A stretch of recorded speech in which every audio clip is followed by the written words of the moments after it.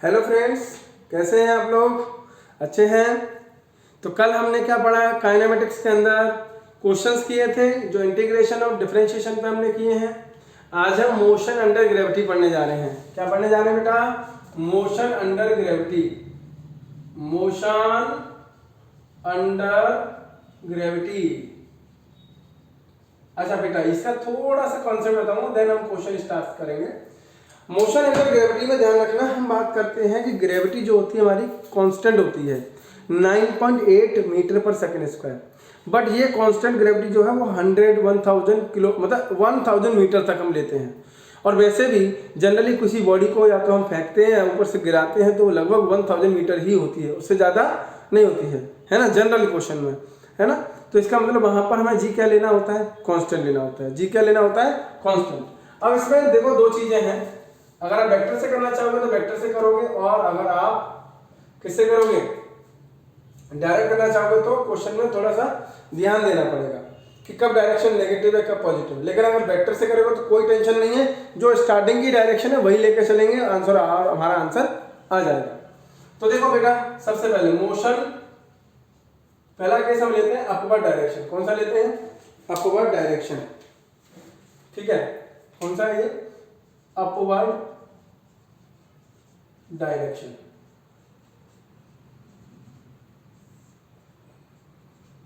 Upward direction मतलब यहां से मान लो हमने किसी पार्टिकल को फेंकना है। जब हम किसी पार्टिकल को फेंकेंगे तो वो u वेलोसिटी से फेंका, और जाते जाते जाते जाते किसी पॉइंट पर इसकी वेलोसिटी क्या हो जाती है? जीरो, मतलब फाइनल वेलोसिटी जीरो हो जाती है। अगर फाइनल वेलोसिटी जीरो हो जाती है तो जिस पॉइंट पर जीरो होती है उसे हम बोलते हैं H maximum for this velocity. ये इसकी मैक्सिमम वेलोसिटी है। ठीक है। अच्छा, इसके लिए फॉर्मूले क्या है यहाँ पर ध्यान रखना। ए की वैल्यू हमेशा, अगर वेक्टर में चलना है तो बस आपको एक चीज याद रखनी है, चाहे पार्टिकल को ऊपर फेंकूं चाहे पार्टिकल को नीचे फेंकूं, आपको क्या याद रखना है? आपको एक चीज याद रखनी है कि वेक्टर कैसे लेना है। अब देखो, यहाँ पर पार्टिकल आई कैप में जा रहा है और एक्सीलरेशन जो लगेगा वो हमेशा जी माइनस जे कैप लगेगा। अब हमें वेक्टर, अब हमें क्या लिखना है? इक्वेशन ऑफ मोशन लिखना है। तो इक्वेशन ऑफ मोशन देखो कैसे करेंगे बेटा। इक्वेशन ऑफ मोशन देखो यहाँ पर b इज इक्वल टू, यानी b vector is equal to u vector plus a vector into T. तो b वेक्टर का मतलब हो गया v जे कैप, ठीक है, वेक्टर जे कैप प्लस, यानी v जे कैप कर दूं, is equal to u J cap plus g minus J cap into T. J cap हट जाएगा तो क्या बचेगा? b is equal to u minus G T. पर लोगे कैसे हैं? वेक्टर में ही, वेक्टर में लेना, ध्यान रखना इस चीज को, बहुत इंपॉर्टेंट है। दूसरा h is equal to, h क्या लोगे? ऊपर जा रहे हैं ना, ऊपर जा रहे हैं तो h भी क्या होगा? Plus J is equal to u plus J T plus 1/2 G minus J into T square, यानी कि h is equal to U T plus 1/2 G T square. ये आ गई सेकेंड इक्वेशन। थर्ड इक्वेशन क्या है? Third equation v vector minus plus J cap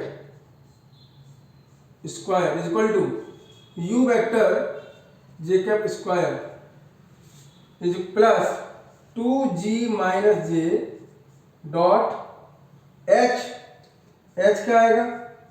जे cap. तो यहाँ क्या आ गया?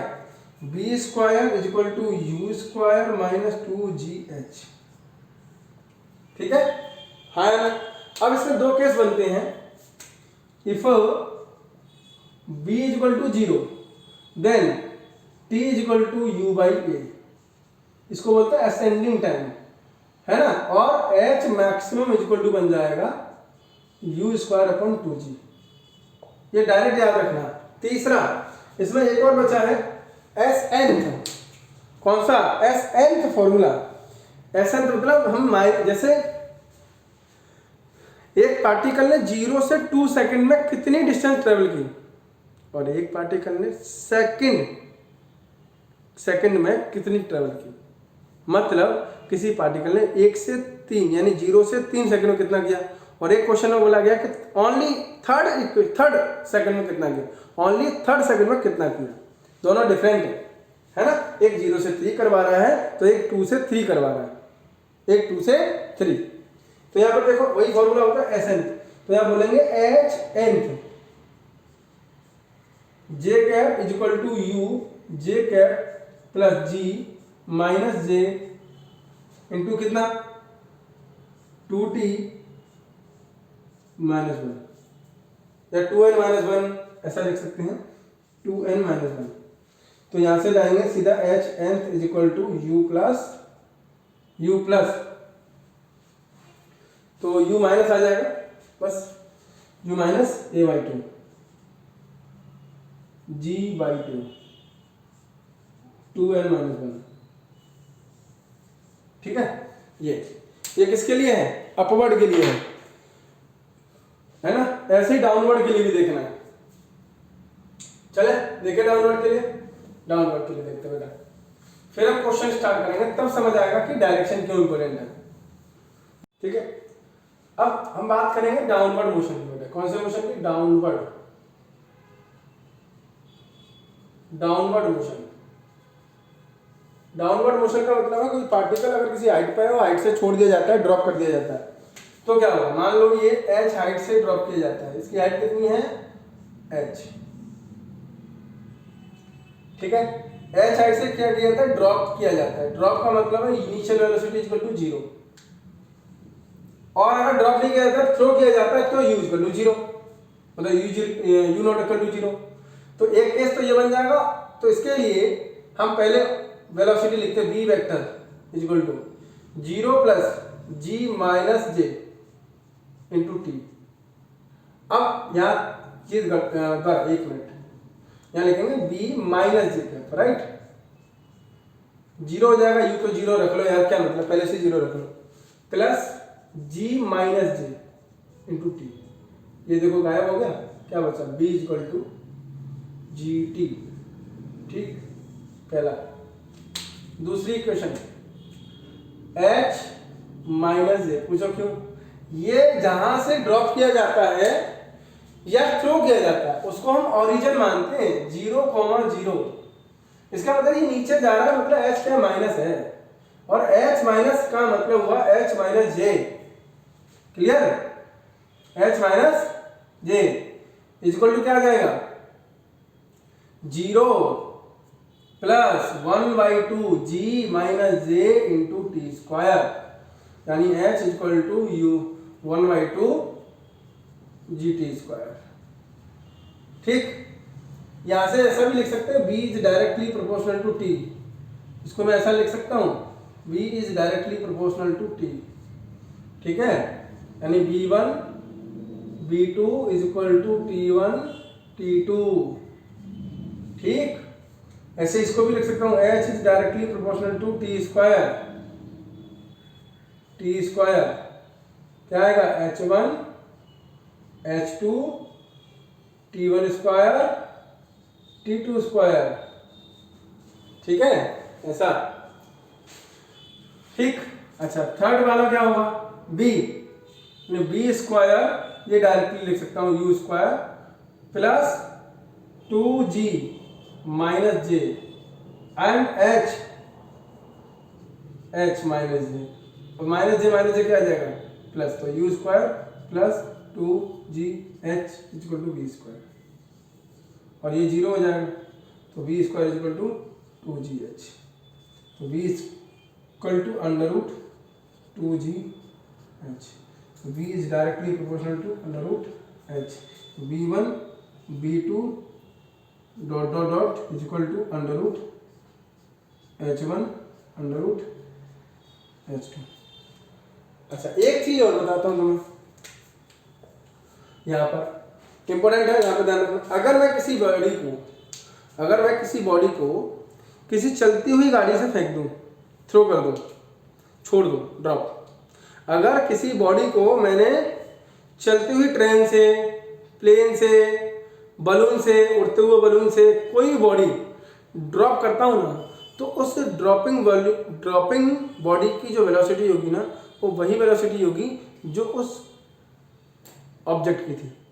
जैसे ट्रेन अगर मान लो 30 किलोमीटर पर आवर की स्पीड से चल रही है, ऐसे ट्रेन 30 किलोमीटर पर आवर की स्पीड से अगर बेटा ऐसे चल रही है और इस टाइम में मैंने इसको ड्रॉप कर दिया, तो इसकी भी स्पीड कितनी होगी? 30 किलोमीटर पर आवर की स्पीड होगी। अगर कोई बलून ऊपर जा रहा है और बलून की स्पीड 10 मीटर पर सेकेंड है और यहाँ से मैंने एक स्टोन नीचे ड्रॉप किया, तो उस स्टोन की भी वेलोसिटी सेम डायरेक्शन में 10 मीटर पर सेकेंड है।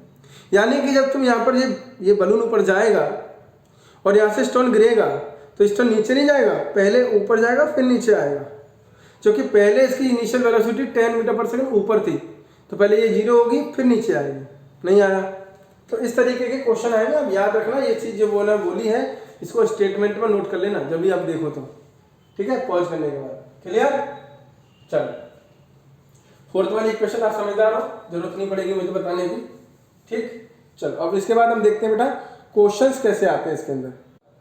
देखो बच्चों, यहाँ पर एक क्वेश्चन हमें दिया है, ये नीट 2005 में आया हुआ है। ये बोल रहा है a ball is thrown vertically upward, a ball is thrown vertically upward, it has speed 10 meter per second when it has reached 1/2 of its maximum height. How high does the ball rise? ध्यान से सुनना, ये हमारा particle मान लीजिए हमने यहां से फेंका और इस टाइम में इसकी वेलोसिटी u है, ठीक है, और यहां मैक्सिमम हाइट मान लेते हैं, ये हमारी h मैक्सिमम हाइट है, और यहां पर वेलोसिटी 0 हो जाती है। हमको इसकी हाफ हाइट पर वेलोसिटी दी जाती है 10 मीटर पर सेकेंड, ठीक है, इसकी हाफ हाइट पर। अगर इसको मैं बोलूंगा तो h इक्वल टू आ जाएगा h/2। अगर h मैक्सिमम इक्वल टू मान लेता हूं h, तो ये आ जाएगा h/2। है, समझ गए बेटा? तो मुझसे क्या पूछा गया है? मुझसे पूछा गया है कि इसकी मैक्सिमम हाइट कितनी होगी, ये पूछा है। तो बड़ा आसान क्वेश्चन है, बहुत टफ क्वेश्चन नहीं है, ये बड़ा सिंपल सा है। कैसे?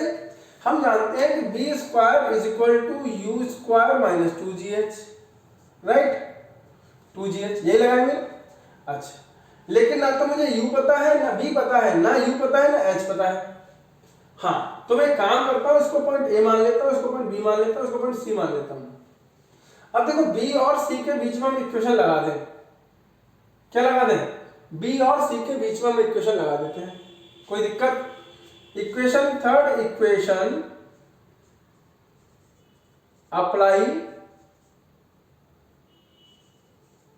Apply between b to c, b से c है ना, क्योंकि u भी हमको पता नहीं है। तो हम लगाएंगे क्या? फाइनल वेलोसिटी कितनी है मान लेते हैं, B C square is equal to U B square minus 2g h/2। अब bc कितना है? 0 इज इक्वल टू 10 का स्क्वायर, ये हो जाएगा माइनस 2g इंटू h/2, 2 से 2 कट जाएगा मान लो ऐसा, तो बचेगा g इंटू h। क्लियर? तो ये हो जाएगा 100 is equal to 10 into h, तो h इज इक्वल टू कितना आ गया? 10 मीटर। कितना आ गया? 10 मीटर। क्लियर? कोई दिक्कत नहीं। कितना आंसर आएगा? 10 मीटर। क्लियर? अच्छा, अब अगला क्वेश्चन देखो बेटा, एक और क्वेश्चन ऐसा ही है। इस क्वेश्चन में बोला है कि body drop from top of tower, और मतलब उल्टा, एक में ऊपर फेंक रहे थे, एक में नीचे आ रहा है। एक बॉडी है जो टॉप ऑफ टावर पे है, मतलब टावर ये है, कितने मीटर का है? A body drop from a tower of top of a tower fall through 40 metre during the last 2 second. 40 metre during the last 2 second. मतलब ये क्वेश्चन थोड़ा सा अच्छा है, ध्यान से सुनना। ये कह रहा है कि एक पार्टिकल को हमने फेंका, ऊपर से ड्रॉप किया, मान लेते इसकी टोटल हाइट कितनी है? h है। कितनी है? h। ये कह रहा है कि अगर मैं किसी पार्टिकल को फेंकता हूं तो वो पार्टिकल लास्ट के 40 मीटर, है ना, a body dropped from top of tower fall through 40 meter during the fall through 40 metre during the last 2 second it's fall. Fall होने के लास्ट 2 सेकेंड में ये 40 मीटर डिस्टेंस कवर करता है। कितना करता है? 40 मीटर डिस्टेंस। क्लियर? तो ये पूछ रहा है कि इसकी टोटल हाइट कितनी होगी अगर लास्ट सेकंड में इतनी करता है। मान लेते हैं कि ये टोटल हाइट कवर करने में टाइम लगाता है यहां से यहां तक का जो टाइम है, मान लो इसमें भी नंबरिंग कर लेते हैं ए बी एंड सी। यहां से यहां तक रखते हैं 2 सेकेंड और यहाँ की डिस्टेंस भी कितनी है? 40 मीटर। ठीक है ना? अच्छा, यहां से यहां तक मान लेते हैं इसमें टाइम लगता है t-2। अगर मान लो यहां से यहां तक हमें टाइम लगता है t, हम लिखेंगे time taken by the particle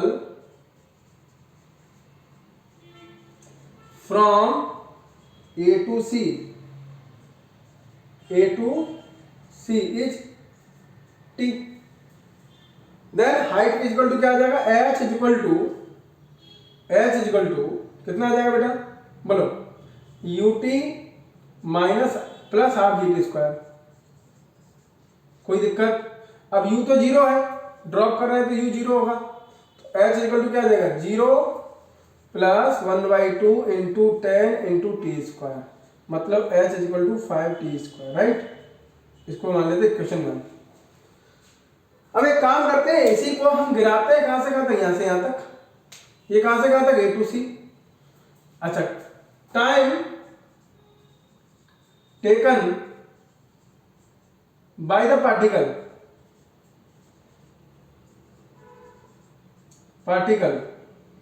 from A to B is t-2। अच्छा, हाइट कितनी कवर करेगा इसमें? टोटल h कर रहा है, ये 40 कर रहा है, तो h-40, तो ये आ जाएगा h-40 इज इक्वल टू क्या? h-40 इज इक्वल टू कितना आ जाएगा? ut plus half ut-2 plus 1/2 gt-2 का होल स्क्वायर। सही है? ये दोनों देखो तो ये तो 0 हो जाएगा। अब यहां बचेगा कितना? ध्यान से सुनना, ठीक है? यहां बचा h-40। ठीक, ओके, क्लियर ना?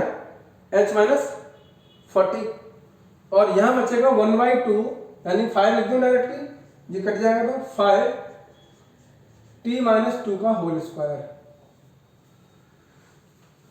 क्लियर? अच्छा, h की जगह पर क्या रख दो? 5t रख दो। हाँ, यहां से ये इक्वेशन मान लेते हैं 2, तो बोलेंगे इक्वेशन 1 and 2। हमें तो टोटल हाइट पूछी नहीं, तो टोटल टाइम निकाल लेते हैं। तो कितना आ रहा है बोलो? 5t square minus 40 is equal to 5t-2 का होल स्क्वायर। ओके, कोई दिक्कत नहीं है। ये कट जाएगा, तो t square minus 8 t square minus 4t plus 4। हाँ या ना? आया? ये दोनों आपस में कट गए, ये इधर चला जाएगा, -12 इज इक्वल टू -4t, तो t इज इक्वल टू आ जाएगा 3 सेकेंड। मेरे ख्याल से 45 आना चाहिए, 45 है ना? 45 आना चाहिए, मैं ये मानता हूँ। अब h इज इक्वल टू 1/2, ये वाला फॉर्मूला लगा लो। h इक्वल टू कितना? 1/2 10 इंटू 3 स्क्वायर 5 इंटू 9 45 मीटर, यानी कि आंसर हमारा कितना है? 45 मीटर। क्लियर? तो पहले से हाँ समझ गए मेरी बात? तो हमारा आंसर कितना है? 45। बहुत ही आसान है। अगर हमें तो पहले क्या करो, पहले हम टोटल डिस्टेंस निकाल लेंगे टी टाइम में, फिर t-2 टाइम में हम डिस्टेंस निकाल लेंगे। हाँ है ना? और 40 मीटर कौन सी है? टोटल माइनस, यानी कि ये डिस्टेंस और ये डिस्टेंस का जो डिफरेंस आएगा वो 40 है। तो इन दोनों इक्वेशन को निकाल लो, दोनों का डिफरेंस ले लो, इक्वल टू 40 कर दो, आंसर आ जाएगा। देखो आ रहा डायरेक्टली 40 आ गया ना, 40 डिफरेंस आया नहीं आया, क्लियर। तो इस तरह से हम कर लेते हैं। बोलो आया। चलो और क्वेश्चन कराओ, इसमें और भी क्वेश्चन आते हैं। तो मैंने आपको मोशन अंडर ग्रेविटी चल रहा है, अभी चलता रहेगा। अभी एक क्वेश्चन 2 क्वेश्चन कराए हैं, प्लस मैंने थ्योरी बता दी इसकी। अभी नेक्स्ट क्लास में थोड़े और कॉन्सेप्चुअल क्वेश्चन है, यानी कि कल मैं आपको और कॉन्सेप्चुअल क्वेश्चन कराऊंगा। ठीक है बच्चों, मिलते हैं नेक्स्ट क्लास में।